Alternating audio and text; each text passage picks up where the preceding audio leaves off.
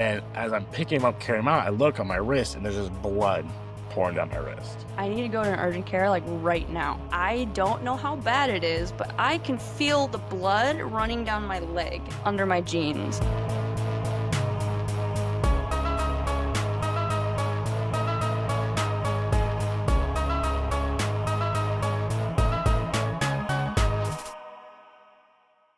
Jared here with Species Canine. Good morning, good afternoon, good evening, whatever you may be watching us. Welcome to another podcast. I am here with the fabulous Taylor. How are you today, ma'am? I'm on a lot of Sudafed. Yeah, I heard the little flu bug paid you all a visit. So hope glad you're feeling better and getting on your feet again, because the fine folks of the dog world need you. Yes, they do. Well, if you're new to the show, welcome. If you have not yet followed, liked, and subscribed, do all that here at the bottom, whatever you need to do. Stay up to date. We try to do this at least once a week and occasionally pop in some other fun information as well to keep you all informed and just try to educate. What is on the agenda today? So I thought we could talk about our personal stories of if we've ever been bitten by a dog. And when I say bitten, not bite suit bitten, but actually bitten. Nope. And also talk about when you do get bitten by a dog, what happens afterwards, like what steps you can take. Yeah, you bleed, pretty much. You go to the hospital. Yeah. Too traumatic. I'm not talking about it. Yeah. But have you ever been bitten? I have. It's too traumatic. I'm not talking about PTSD. So yeah, actually I've been bitten several times.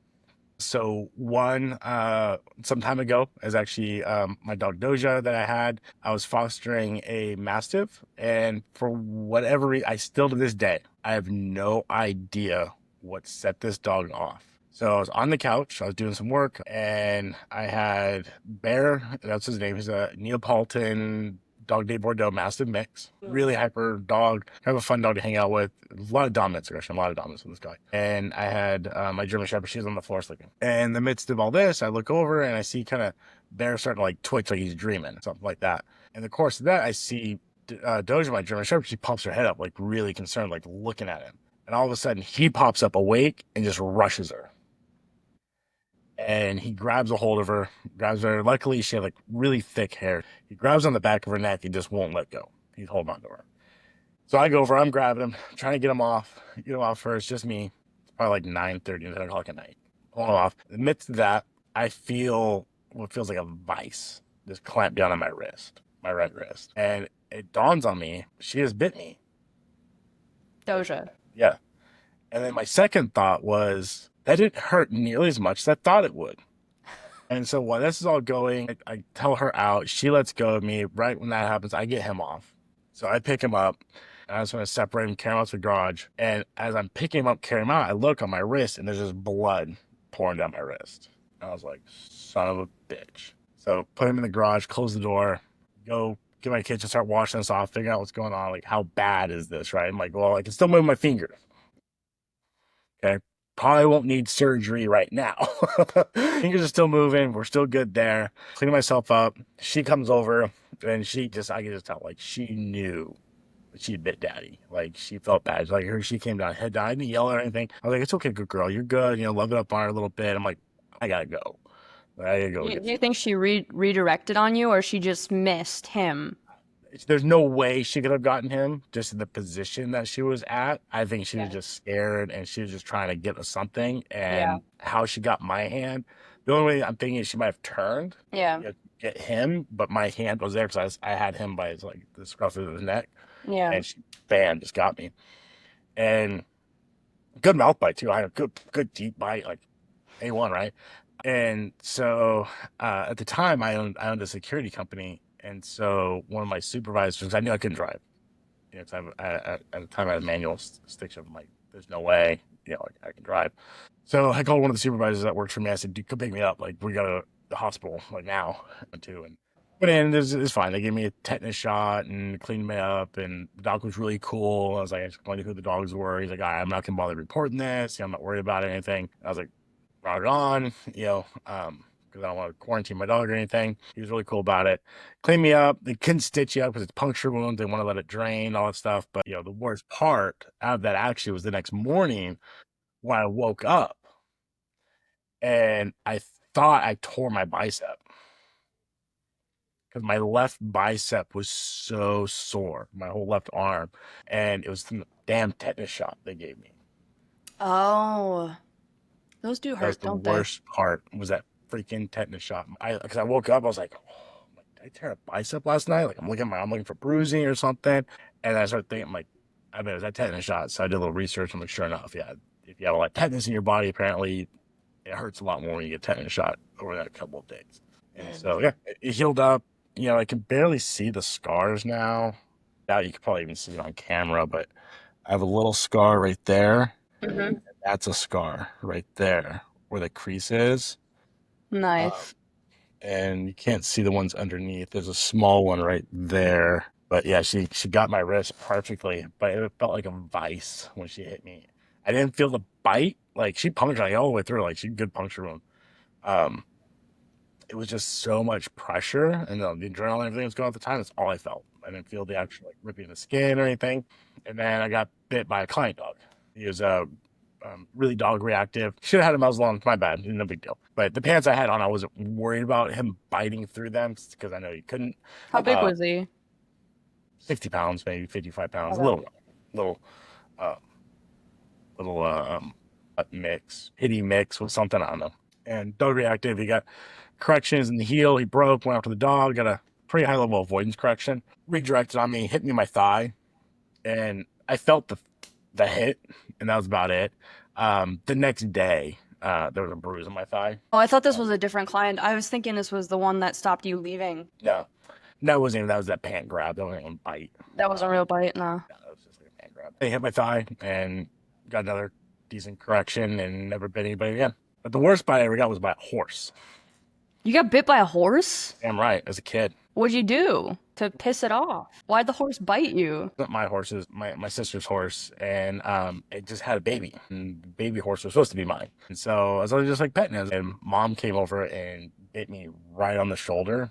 Ooh, mama bear. And I had just like the worst like bruise all around my shoulder for weeks. Nice. Yeah. That sucks. I've never been bit in a training scenario. Bowie bit me in the face once, and it was entirely my fault.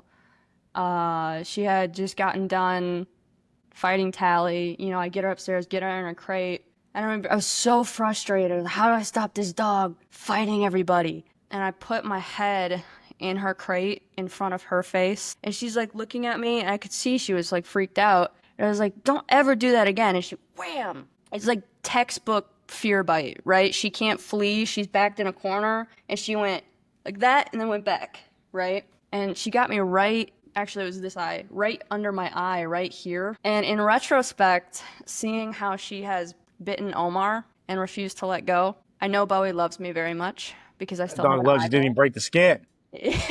Yes, I still have an eyeball. And it was, I'm not gonna say it was funny, but after it happened, I was like, holy shit, she just bit me. And I could see her face. She had the same facial expression. She's like, holy shit, I just bit you. That was completely my fault. I completely deserved that. In the comments, you guys can guess what movie quote that's from. That dog loves you. It didn't even break the skin. Boy, didn't even break the skin. That dog loves you. Let me Yeah. know. Let me know in the comments really quick. She could have effed me up if she wanted to, but it was Yeah. just a quick little boop. My fault. Don't put your face in dogs' faces, and don't corner a dog and think that you're gonna express emotions. By far the worst bite I've ever gotten was from a dog at the shelter that I was doing a temperament test for a rescue. And it was a mama dog, and nobody could get in the kennel with her. She had these babies, and they wanted to know if the aggression was just because of the babies, or if you took her out away from the babies if she was fine. But basically, they told me that I couldn't see this dog without an escort, okay? Which I didn't like because the people that work at the shelter don't know what they're doing. There's two ways to get into the kennel. One side is where the babies are. One side is opposite the babies. I said, I want to open the gate opposite the babies, get a leash on her, pull her out. I don't want to go in there. He's like, no, no, no, we have to go in on this side. We have to go in on this side. I'm like, okay. He opens the door and she charges. This motherfucker got behind me, like human shield type shit, and like puts the door so she can't get out. She got me all over my left leg. I managed not to step on any puppies. Get the dog out. She's fine away from the puppies, right? It's just protective aggression. But I remember when I got her back in the kennel and I'm walking out, Omar had met me there because he got off work late and he, oh, how was your temperament test? How did it go? And I'm like, Omar, I need to go to an urgent care like right now.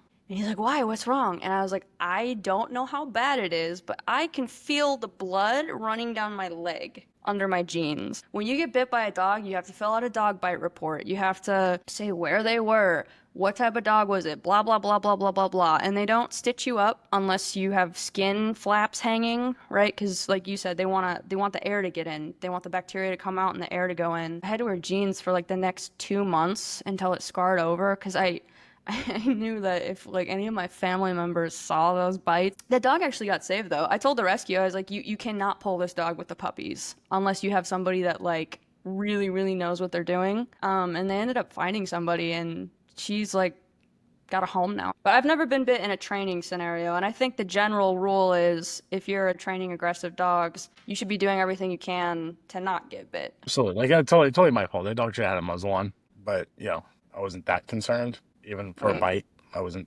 that concerned. Simply because I Well, was like, you see trainers sometimes, like, they almost talk about it like war stories, like, oh, I got this bite from this dog, it hurt so bad, and this and that. And you're like, well, Mike DeBruzzo, like, he's been training dogs for 20 years, and he doesn't have any scars, nothing, because he knew what he was doing. He had management plans in place. yeah, it's all about safety. Yeah, you want to do that. You want to set the dog up for safety because, again, you get bit bad enough.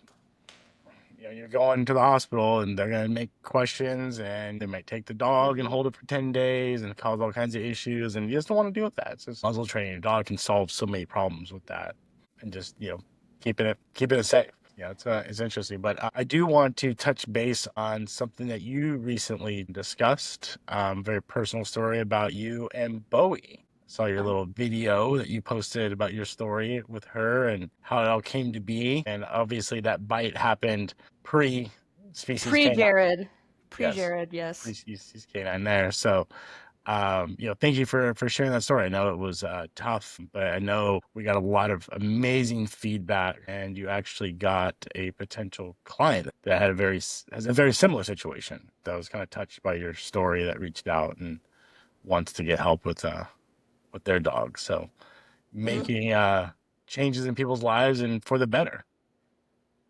So That's the yeah, goal. yeah. That's the So again, goal. thank you for sharing that. I know that was very, very difficult for you to do. It was. I was texting you the morning. I was like, I don't think I should post this. It's too personal. I cry in it. And you're like, just post it. Yeah, because it's all about helping people, and your story did. It helped people, That's and the goal. hopefully it will continue to help more and more that people find the channel and they come around and start to seeing that there is hope when you have a dog that you potentially think is hopeless. Yeah.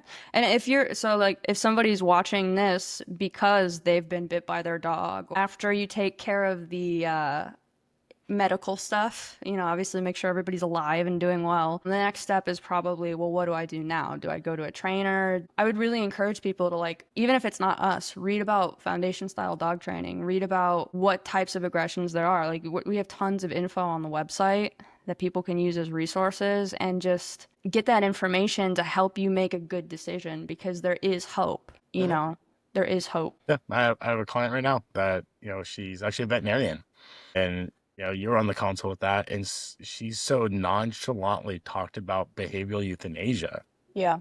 for aggressive cases, and she's like, I'd so love a way to like redirect people to something other than that. I agree with what you said though. In the moment, it doesn't hurt as much as you think it does. Every time I've been bit, it didn't hurt as much. It's like the days following that it hurts. Like it aches. Yeah, the hours afterwards. Yeah, when I got bit was probably with about an hour or so, it started throbbing really bad. But my big thing was she didn't hit an artery or anything, so I wasn't like shooting blood, and my finger still worked. Forearm muscle didn't contract back in my arm or anything like that, so I knew I was safe there. I just needed to Yeah. get looked at and confirm what I thought I knew. Yeah. Well, thinking about this subject, Omar, the more I think about it, he's such a badass. When he got his horrible bite from Bowie, he was breaking up a fight between Tally and Bowie. It wasn't an accidental bite. Bowie turned and full pit bull, she wouldn't let go, right? And it's just him. He manages to like throw Tally, not throw her, but you know what I mean, like push her Yep. away, and he couldn't get Bowie to let go of his wrist. He shoved his arm, like his hand, as far into her mouth as he could Hmm? to get her to gag, and she let go, and then he pinned her to the ground, and she was still go. She was like, ah. I finally run down the stairs. I don't know what happened. All I see is Omar pinning Bowie to the ground, and she's like, ah. And I'm like, what are you doing? Thinking that he got pissed at her or something. And he just holds up his arm like this, and it all this blood, and I was like, oh no. And so I called my uncle, who he was a canine handler for the police, and I was like, do we have to go to the hospital, because I didn't want to get it reported. And he's like, listen to me, you need to scrub it with antibacterial soap, but you need to scrub it because he's gonna stop when it starts hurting. You have to get in.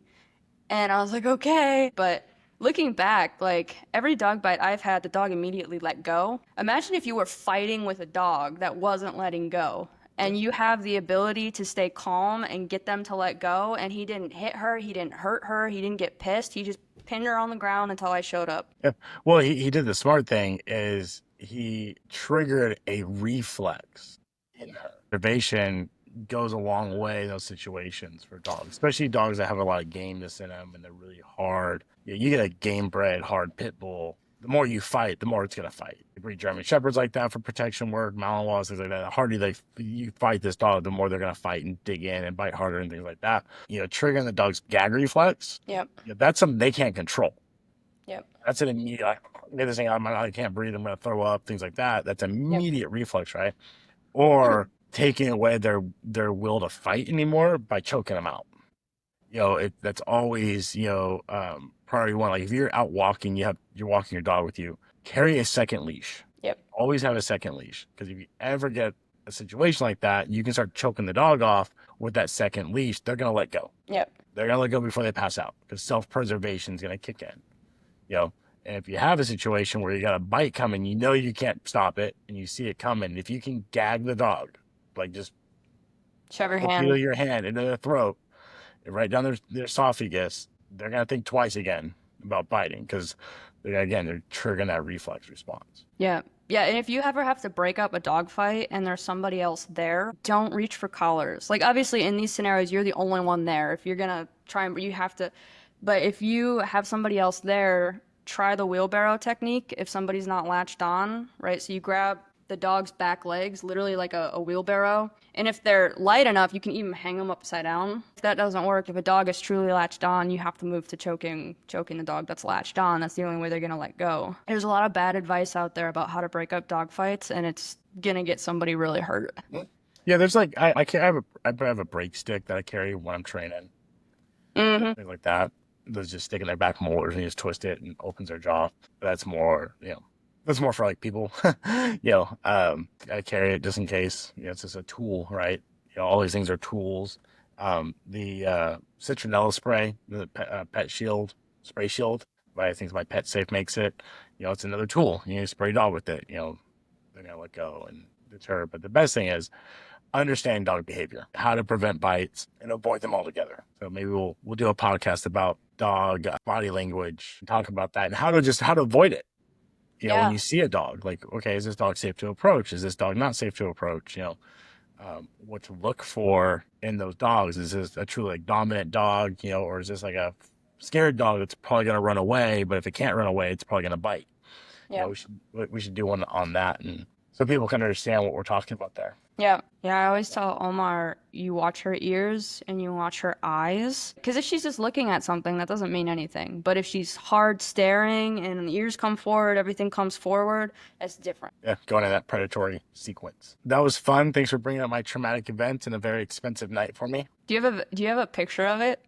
I don't. I looked for one some time ago. I think I first told you about it. Yeah, that was God. How old was I? 9 years ago. That was like 5 laptops ago, 7 cell phones ago. I'll find a generic dog bite picture and say that that was the picture. It wasn't anything really that graphic because it was just a couple puncture wounds. Yeah. It wasn't like she ripped skin. It was just like nice, clean puncture wounds. I had bruises all over my leg. I sent you the picture and you're like, well, that's what you get for not wearing bite pants. I'm like, yeah, live you learn. Yeah, well, you know, no good deed goes unpunished. You were working for free that day doing your charity work. Hey, the dog got rescued. That's what Yeah, matters. that's all that matters. And you got a trip to the vet or to the hospital. Wasn't my last. Well, I think that's a wrap. That's a good little podcast there. Something fun to talk about. Again, everybody, thank you so much for the support and the comments. Keep it coming. Remember, like and share. Let's get this information out there and try to help some other people. And as always, train smart.